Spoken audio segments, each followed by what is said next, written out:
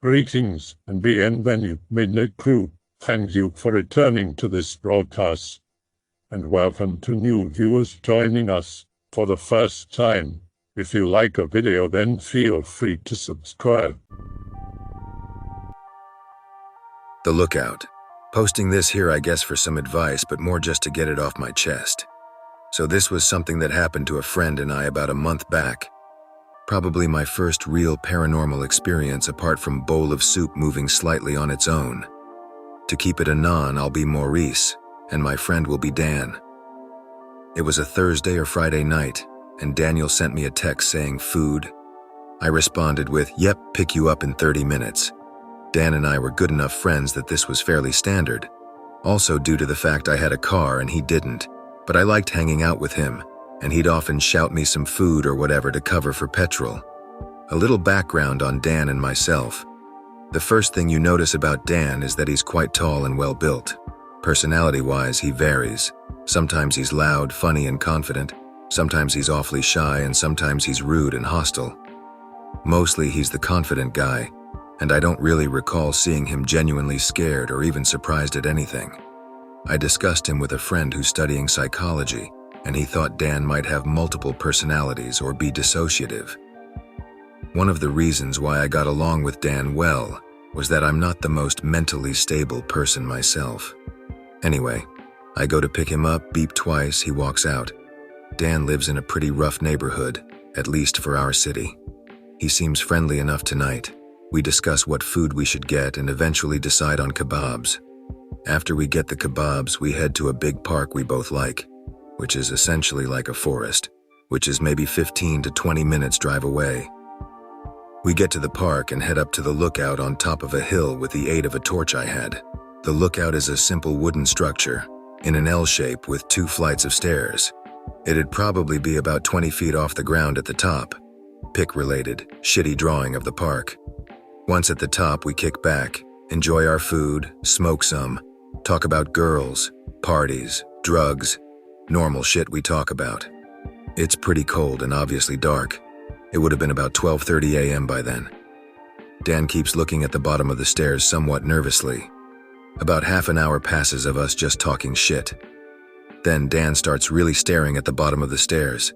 He looks seriously worried. I can't see what he's looking at because I'm sitting down and it's dark. Dan looks like he's trying to pinch himself out of a dream. He's closing his eyes for a few seconds, then opening them and rubbing them. "Can you see that?" he says quietly. I stand up and look at where he is. I can't see anything in the darkness. At the bottom of the stairs, everything's gone quiet. Quiet even for 1 a.m. in a park. As it is so quiet, the only noise I can hear is Dan's fast breathing. I look to the bottom of the stairs and what looks like a person coming up the stairs. I look at Dan and he has a look of pure terror on his face.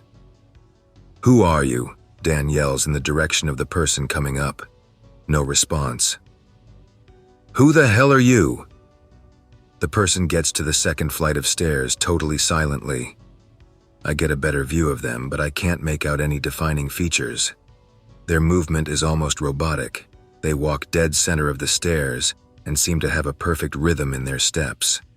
Dan's yelling like crazy. For some reason, I'm not. In retrospect, I was calm compared to him. "Don't come any closer, or I'll fucking kick you down the stairs." It keeps walking up towards us. There is nowhere else for us to go unless we jump over the railings, which would most definitely injure us badly. Dan picks the torch while not taking his eyes off the thing and shines it on them. I'll try my hardest to explain what I saw. A human shape, tall but not giant. Its body was totally black. Shining the light on it only illuminated the things around it. The light didn't go through it, nor did it go on it. It continued walking at the same slow pace. Dan had stopped yelling. It's 2 steps away now. We look at each other and he is more scared than I have ever seen anyone. He looks utterly hopeless. We look back towards the thing and it has disappeared. Dan's shining the torch everywhere. Where's it gone? Where the hell did he go? We mutually decide to pack up our shit and bolt for the car. Once inside, we lock the doors and catch our breaths while not saying anything. Dan feels around in his clothes and looks around the seat of the car. I've left my wallet behind. I start to tell him to look for it tomorrow when it's bright, but he's already out the door and back on the trail to the lookout. About 20 minutes pass and I try to call him, only to find he's left his phone on the seat. Fucking Dan. Dan's definitely the type to die early in horror movies with his do and don't think style. It's now 2 a.m. and I'm going crazy just sitting there waiting. I'm just about to go out there and look for him, which I really didn't want to do, hence why it took me an hour to bring myself to it. When I see someone walking down the path, thank Jesus Christ it's Dan. That's what I actually said. He walks up to the car, gets in and sits down. He says nothing and stares straight ahead. Find it. Yep. So go home. Yep. That was all. For the rest of the drive home, he barely moved. Of course, I think this is weird, but given his personality and what we've just experienced, I give him the benefit of the doubt. Possibly some sort of coping mechanism for a traumatic experience. Once we get to his house, Dan gets out and goes into his house. Doesn't say goodbye. Ever since this, Dan has been completely AWOL. We had a party which he talked about excitedly that weekend, which he didn't turn up to. I talked to one of his co-workers and they said he hasn't been at work since. He hasn't turned up for weekly futsal. He hasn't responded to anything on Facebook, not even a scene in the chat. He doesn't seem to ever be online anymore. The biggest surprise was that he didn't turn up to a music festival, which he bought a $200 ticket for. I went to his house the other week. I knocked on the door loudly. I thought I could hear movement from inside, creaking of floorboards, etc. I say, Dan, it's Maurice, you in there? Still no response. I stayed there for about 5 or 10 minutes and it definitely seemed like someone was inside, just not answering the door. I have no idea what to do next. Calling the police seems over the top. I've not really thought much about the shadow thing, oddly. I guess I've been mostly thinking about where the hell Dan is, but now writing this out definitely made me think about the shadow. If I could compare it to something, I'd say it was like a locked character in a video game. It had a full human shape, right down to the fingers, but just no color, no anything. When it disappeared, there was no puff of dust or swirling clouds, just it was there 1 second. Then Dan and I looked at each other, then back to it, and it wasn't there. It would have been a couple of meters away from us before it did. I've read a couple of creepypastas and don't think what we saw was a skinwalker, as there wasn't any noticeable smell when it appeared, nor did it make any noises or mimicking. I don't believe Dan has been turned into some monster or whatever either. I also thought about my reaction to it. I was nowhere near as scared of it as Dan was. Normally, I'm the more nervous one. I just felt like it wasn't hostile, at least not to me. I remember looking at it and it did seem to be facing Dan more than me, although that is pretty hard to tell. I haven't really told anybody what happened on the lookout, but I will if Dan doesn't get back to normal soon. If there's any updates, I'll let you guys know. If you guys have any idea what the shadow thing is and more importantly what I should do about Dan, then tell me. Damn, you guys saw a shadow person. Search for shadow people or shadow beings and you'll find tons of reports. We have shadow people threads on here all the time. There's a lot of theories as to what they are and what they can do. There's different types too. Your description is a classic example of a shadow person. I've seen a banshee-looking one before. Does Dan have family? Maybe get them to try and check on him. Maybe he's shocked or possessed. Is there a childhood priest that he's mentioned a positive relationship with that you can get to visit? Hopefully someone has a better solution. Hey/X/.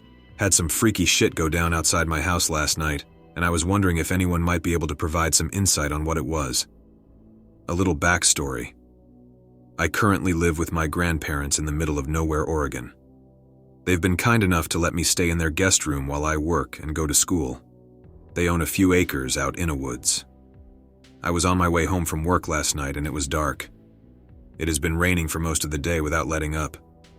I was traveling down the private road we live on, carefully driving over fallen branches and other detritus from the fir trees that grow on either side of the road, and I could hear the occasional stick fall and hit the top of my car. Out of the corner of my eye, I see something move, and some object comes flying out of the first on my right and hits the roof of my car with a loud-ass thud, pretty stark and different from the pine needles and sticks that had been falling. Weird thing is, From the angle it hit, it seemed like it was thrown, which struck me as strange. So I actually get to our house and the rain's pouring even harder. My car has an oil leak, so I don't park in our driveway. Instead, I park off to the side of the gravel road next to a fence that leads off into the forest and the creek in the ravine behind our house. As I pull up, my headlights sweep across the underbrush, and I see something go running off into the forest in the direction of our house. Now, I've seen deer and owls and raccoons before. All kinds of normal forest life like to hang out around our property. This wasn't any of that. What I saw had bare skin, slick and shimmering in my headlights in the rain. Pale, light gray skin. And it was moving on 2 legs, so I'm freaked out by this point. I shut my car off and run for the sliding glass door at the front of our house. My grandpa's big red pickup truck isn't in the driveway, which means they aren't home yet. So I get inside and I lock the slider up behind me. I try to calm myself down, reassure myself I was just seeing things. Our kitchen is the first room inside our house once you go through the sliding glass door, so I flick on the lights. There's a big pane glass window in there too, so I look outside, trying to see if I can see anything. All I see is rain and trees, so I head to my room to change out of my work clothes. As I'm headed back to the kitchen, I see it again, more clearly this time. This thing sees me and runs right by the front window. Hairless, no clothes, no way it was human. Thin, probably about 5 feet tall. Then, right as it goes by, it was fast, the power goes out. I grab a flashlight and a kitchen knife, go to my room and wait. Nothing else happened, but I'm curious to know if anyone knows what the thing could have been. Anyone else in the area have any similar experiences? Weird coincidence, maybe, but I have seen something similar twice now. It was pouring down rain both times. First time I didn't get a good look at it. I just saw something gray and slim about the height of a Great Dane slipping into the tall grass on an empty piece of land. It was definitely on 2 legs. Ever since I've been watching this area, I pass by multiple times a day, drive a school bus, and haven't seen anything until the day before yesterday, when it was pissing down again. This thing is crouching, sideways to the road, in the slough grass behind this kid's house. Rained again yesterday, but I didn't see it again. Called into animal control saying I thought I saw a cougar, thinking maybe they'll send someone out to investigate if I don't say what it really looked like. Totally different part of the country, though. Farm country near St. Louis. Good to know I'm not the only one who's seen something like this. The difference in location is interesting, though. I think I saw something similar to that when I was a kid. I think I was about 7 years old, and I wanted to go into our garden in the evening to see if I left my toys there. We have a really big glass door heading to our garden, and when I was about to go outside, I saw something you described. It walked slowly from one side to the other side of our garden and looked me directly in the eyes for a moment. I was really scared and obviously stayed in our house. Weird. 4 years ago, be 16, live in a small country town, just got a learner's permit. Late at night, I decide to drive down to a grassy field to practice reversing and parking. The car had no aircon, and it was hot during the day. Take some lights and poles to set up a mini obstacle course. As I'm setting it up, I notice it's dead quiet. No crickets or wind. Unsettled, but don't think too much of it because I'm pumped to be driving a car by myself. Start driving around, put on the radio for background noise. Calm down a bit, still have the rush of driving like a naive teen. Little bit later, I start feeling really drowsy and off balance. The only way I can describe it despite sitting down and driving. Think I'm just tired despite it only being like 9 or 10. Keep driving around and not even taking notice of the poles I set up at this point. Hit one, and it barely even registers. The mind starts wondering like when you're about to fall asleep. Sober up a bit and realize I shouldn't be driving in this state and decide to park my car and pick up my stuff. Open up my door and step out. The moment I step out of the car, I feel the hairs on my neck shoot up and my stomach drop. Don't even think twice. Get back in the car and start driving home. Complete autopilot mode, little to no memory of the drive home. Crash in bed as soon as I get home. I told my dad about it in the morning as we had to go get my stuff. I expected him to get pissed at me for driving by myself, but the only thing he said about it was to never be outside that late by myself, and to never ignore that feeling no matter what the situation may be. Hey/X/. I usually do not post here as my usual pissing zone is /K/ or /DIY/, but something feels more /X/ about these stories than /K/. Live in the Dakotas. It's very quiet here in a way that's almost, for a lack of better words, calming. In the last 4 years, though, that has changed. It started with a very odd case where a guy decided to randomly select a local realtor company and decided that he had to get even. He broke into their building at 2 or 3 in the morning without setting off any alarms, and then just camped there and killed people in silence while they were coming to start work. He ended up killing 4 people with merely a knife. I cannot understate the level of brutality of his actions. He almost decapitated 2 of the people. The weird part is that no one knows why he did it. Even in court, he has remained extremely quiet about the reasoning. He has no prior transgression with the company, doesn't lease any property from them, and on all accounts was a relatively stable guy. This was the first set of random killings with knives. Ever since this quad homicide, random killings have been popping off, and now it appears someone's modus operandi is targeting the homeless or random drunks who park on the side of the road to avoid DUI charges. One of particular interest to me is a killing that went down a few months back. We had a homeless guy who by all accounts was a very well-liked guy in the community. He wasn't the kind of homeless guy who got to where he was from drug abuse or what have you. He was a nomad. He, for all intents and purposes, was just someone who preferred not being constrained by buildings or area codes, and he kept moving throughout the local region because of that. Yet for some reason, while this guy was camping under an absurdly popular fishing and tourist spot, he was stabbed to death with what the police are calling a sharp object. The police here are not immune to gossip, so some of the word going around at local churches and going-ons is that the sharp object was in fact a stone blade. Let me repeat that. In the time of modern metals, plastics, etc., someone decides to murder a random guy with a flint-napped blade. I'm still left with questions /X/ as this murder was one of 3 in the local area, all with eerily similar methods. I know for some this isn't exactly paranormal, but this is also following a recent spate of sightings of MIB in our area. Fishermen are reporting guy in fully tinted out Escalades and pickups just randomly watching them from over a few hundred meters. Most people here do a bit of hunting, and they say the feeling they get from these guys is overwhelmingly bad. Straight up hunter and prey type deal. They just watch people, and when they notice they are seen, they pretty much vanish back into their cars and go away. What's even weirder is that the places they park their cars are almost always on private farms, and when someone goes to ask the farmer, "What was that about?" the farmers respond very clueless. And just for added WTF, there are no tire tracks on the farmland these guys are driving up on.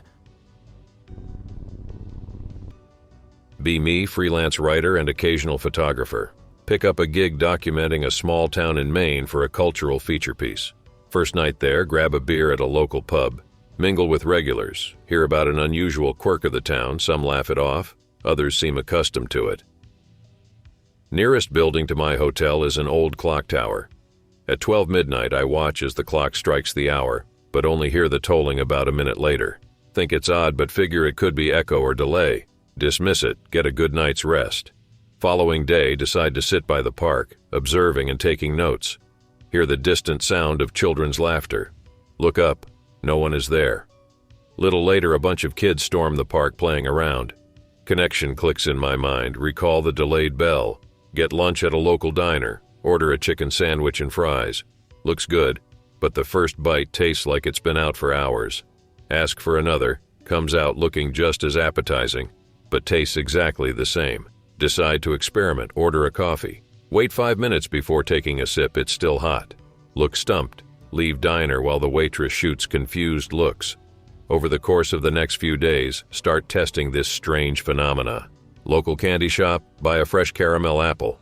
Looks glossy and tempting, but it's hard and stale on the first bite. Drop a coin, hear it hit the ground before it actually does. Call a friend back home, Phone conversations always get really weird. The sound seems to loop awkwardly. Document everything meticulously. On the last day I sat by the park, watching the leaves change colors, releasing my breath and hearing it a moment after. Out of sync. That's how I can best describe it. As if things are happening before they've actually happened, or vice versa. On the drive out of town, a creepy sense of relief washes over me. A ghost saved us from getting mauled to death. A few years ago, a friend of mine, let's call him David, planned a trip to a wildlife national park. Since he was wealthy and had contacts, we could travel inside the park in our own car, instead of cars' vans supplied by the park. At the beginning of our trip, we were told to keep clear of core areas by the forest ranger, because it could pose danger to us. A few hours into the trip, we were out in the savannah just watching animals do their thing. Out of the blue, we spot a tiger staring at us. None of us had guns on us, so we were really in a pickle. We wanted to turn and go back, but David insisted we continue and assured us we'd be fine. Another friend of ours started to argue with him about wanting to go back, get a ranger along with us for safety, and then continue our trip. Since we all were busy arguing with each other, nobody kept an eye on the tiger. Suddenly, we hear a tiger growl in front of our car. Everybody freaked out. I almost shat my pants. We all started to pray out of fear. Then we see a dude with a stick dressed in all black overalls. He didn't look like a forest ranger, so we were shouting at him, asking him to run because we have a tiger situation. The tiger turns back and spots him. Right then and there we knew he'd be torn to pieces, but that didn't happen. The tiger instead ran away. We all were bewildered seeing all this unfold in front of us. The guy comes to our car and tells us not to worry about tigers as long as he is around. We asked him if he was a forest ranger and he said no. Then he tells us that private vehicles are not allowed inside the park. David gets pissed off and asks him to fuck off. The guy then tells him to cool down and says that there is an old bridge ahead of us and that our car cannot cross over because the bridge might topple over weight. We thought that the guy was bullshitting us, but he looked like he knew every nook and corner of the park, so we asked him if there was any other way, and he offered to show us another route. So he gets in our car, and throughout the entire journey he just sits and silently stares at all of us. We spotted another tiger on our way, but it ran away after the guy pointed his stick to it. We all were, mildly to put, amazed to see tigers running away after seeing him. We asked him why tigers were scared of him, and he said he lives in the park so he knows all animals, and none of them would attack him even if he provoked them. Alright mate, nice story.exe. We then asked him his name, but he evaded our questions and just requested us to call him the Forestman. After a while, we stopped at a well to take photos, and also because we were tired of sitting in the car for too long. The Forestman told us that it is a safe place and he would protect us. Whatever, man. I, for reasons known, sat in the car. The Forestman assured me that it is safe to get down and stretch. Ugh, fine.wav. After I got down, I walked to the well and just stared down at the water down below. The Forestman then walked over to the well, and I didn't see his reflection in the water. My heart skipped a beat. I closed my eyes and opened again, but no. I could only see my reflection in the water, but not his. I then called over David to come over, and I could see his reflection as well. I didn't know what to make of it because my heart was pounding fast. I couldn't speak because fear was all over my body. I then somehow collected myself and asked David for his camera, hoping to take a photo of the Forestman. When I pointed the camera in his direction, he got really angry and asked me not to take his photo. David jumped in the middle and told me to leave him alone. I didn't want to be there for one more second, so I told David that I wasn't feeling well and that we should head home. After much begging and requesting, David sighed to take us back home. The Forestman chimed in and said it is better if we leave now because it was going to rain heavily soon. He then told us that he should get going and just disappeared into the forest. We drove our way back to the forest ranger's office, which is near the entrance of the park. Once after we reached the ranger's office, I pulled a ranger aside and asked him if he knows about the Forestman. He looked at me like I was retarded or something. We all then described how he looked like and his thing with the tigers and whatnot. None of the rangers were convinced, except for one. That one ranger immediately started to search for some old files and managed to find a photo of him. We identify him, and it turns out he died long ago in the park mauled to death by tigers. I'm never ever going back to a national park or any forest hereafter. So, this story happened to me and my buddy when we were in the 7th grade. I still get goosebumps thinking about it because of how surreal the situation felt in the heat of the moment. Be me. 12 years old, in Norridge, Illinois, visiting my friend. Typical pre-teen bullshit. We spent literally the entire day playing basketball, getting kicked out of the mall, the hip for anyone from that area who knows it, etc. We ended up just walking around and exploring shit for the next 4 hours, bored out of our minds. We come up with an idea. Let's go to the park I've never been to and see if any of his friends are up there. It's probably now 10 p.m. We stay on the playground for a few hours just around. Eventually, he comes up with an even better idea. Let's go to the nearest grocery store and hang around till we get kicked out of there. Decide, screw it, why not? We end up walking through this little alleyway that goes through the side of the park. I distinctly remember how weird it looks and can detail it from head perfectly. It was like a small dirt path on the side of it, which was kind of weird due to it being in the suburbs of Chicago. If you live in the suburbs or in Chicago in general, you know how strange that is unless you live on the border of Indiana near the Alphabet Avenues. We walk a few feet out from the park. We're now on a sidewalk, standing there. Buddy checks his phone to see where the grocery store is. The time now is 12 p.m. I'm looking around and seeing nothing but rows of houses. Suddenly I see a dude on the left of me, about a block away beneath a bus stop. I can't keep my eyes off him. It's like something keeps pulling me in to look at him more and more. He's moving so fluently back and forth. Like imagine an artist animating a cartoon of a man drunk out of his mind, swaying back and forth. But it's in real life, if that makes sense. He keeps doing this until I call my friend to look at it. As soon as my buddy looks at him, this dude turns to the right and full-on books it towards us. Now, what was nuts about this is the guy even looked like a cartoon running towards us.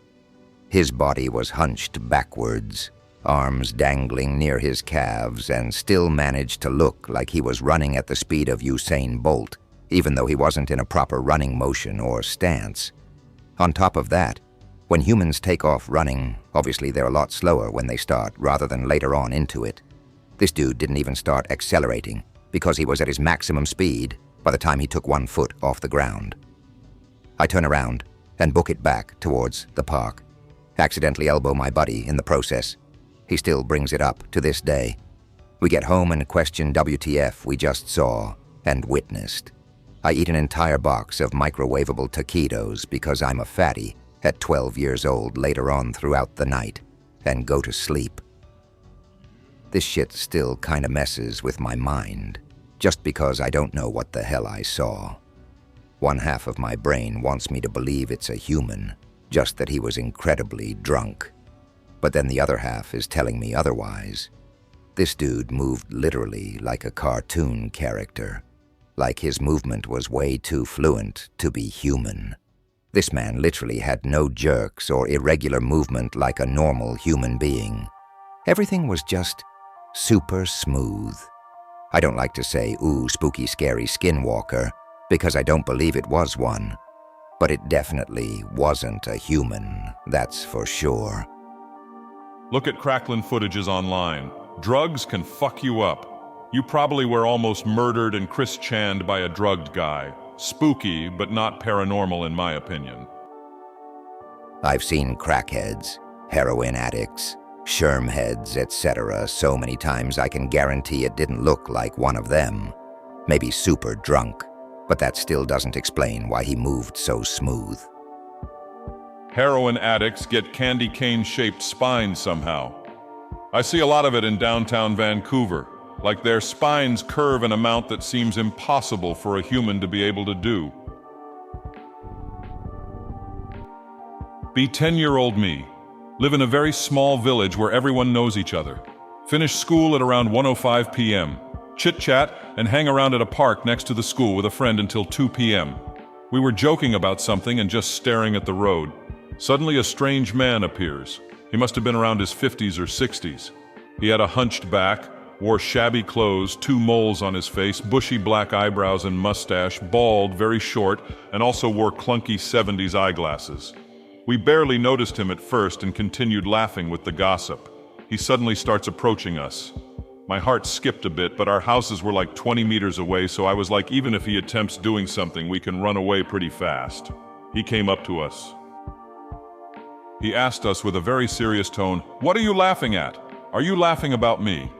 Our laughter was cut short. I told him, "No, we are just joking about something." He stands there staring at us for like 30 more seconds and we avoid eye contact.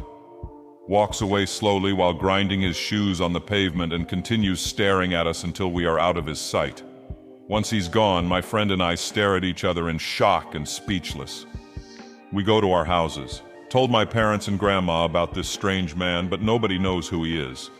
It is very strange to see an unknown man well in his 50s or 60s walk around a primary school building at 2 p.m. in May when the sun is scorching hot, especially one who nobody ever saw and was walking towards my grandma's neighborhood. I never found out who he was, nobody knows him, and it's been 10 years. I hope that you enjoyed tonight's broadcast.